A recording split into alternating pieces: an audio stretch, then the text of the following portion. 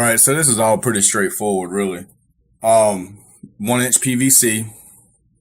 I think a 5 foot piece was like less than $2, and I measured mine. Take into consideration that your pipe, when you sit it in your overflow, when it goes into your bulkhead, it's gonna sit an inch inside of there. Figure out the height you need it. I got mine at 6 inches. Um, Cut your two pieces, cut it at 6 inches. I forgot the size drill bit I used, but I got the same size bit as your standard airline tubing. Don't quote me, but I think it was like 732. I can't remember. But that's pretty much it. You're gonna need 1 inch PVC pipe, or depending on what size your bulkheads are. PVC pipe. This is a slip coupling. This is 1 1/4 inch slip coupling, a 1 inch PVC cap, airline tubing, drill bit, and this is the tricky part. This is a rubber washer, and the only way I've found, and a lot of other people have found, I'm sure you can find some other sort of rubber washer fitting, but these are inside of a slip coupling. It's a repair kit. It's not even a kit. It's a kind of looks like the container from the Ninja Turtle ooze. It's PVC tube with two caps on it that you repair a broken PVC with. Anyway, these are inside of it, and they fit perfectly over your 1 inch pipe. And with it being on the pipe, you have to have this sits on top of it. It sits good and snug on there. It's a little bit loose, so I took and added a rubber band around it to make it a little bit thicker. That way we get a little bit more of a grip on it.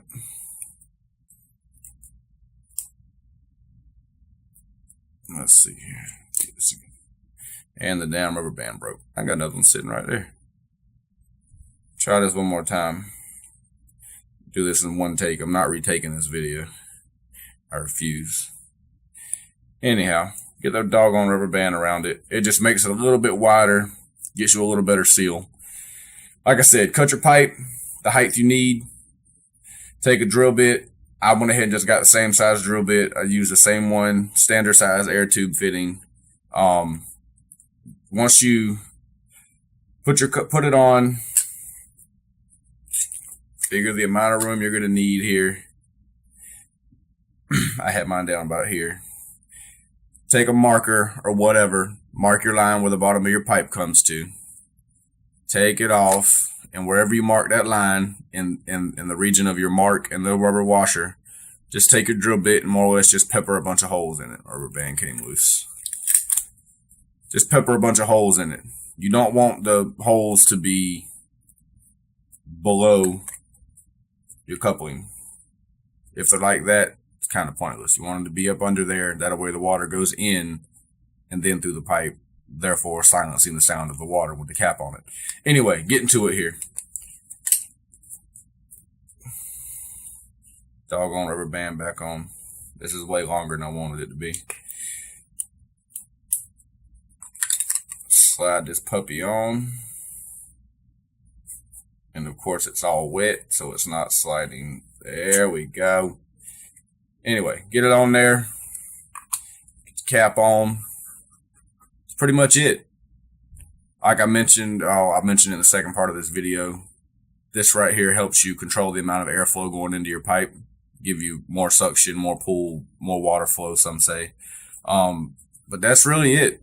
I mean, all in all, I think because I have dual overflow, I spent less than $9, including the drill bit. I had access to the rubber washer because I have a family member that has a lot of pipe pieces and fittings and stuff laying around, so I got rubber washers from him.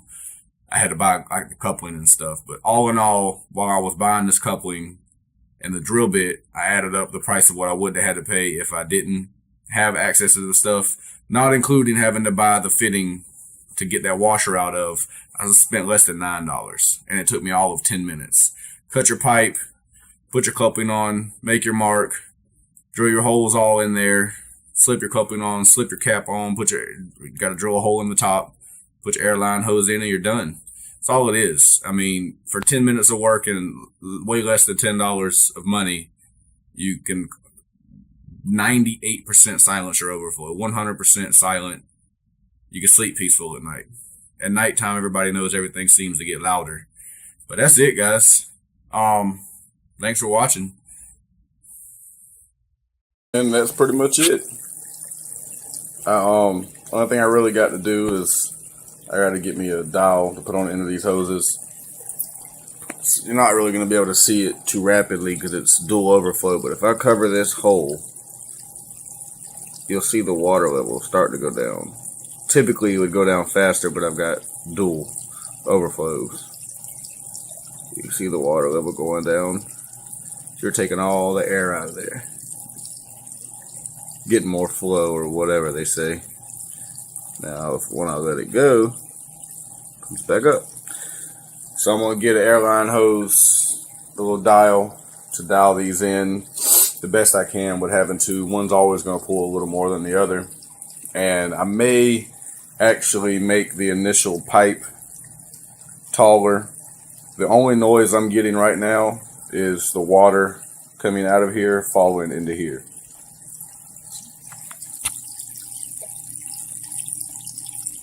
That little splash you hear is just from that water falling.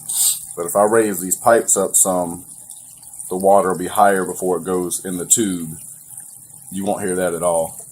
That'll probably be the only little modification I'll make. Honestly, it sounds a little louder on camera than it really is. I can live with this, but that's it. DIY Stockman standpipe modification. Silencing your overflow. It works on your boxes and in your drilled tanks. But any questions or anything, guys, leave them below. Subscribe, comment, like, all that good stuff. Camden Day with North Florida Cichlids. See y'all later.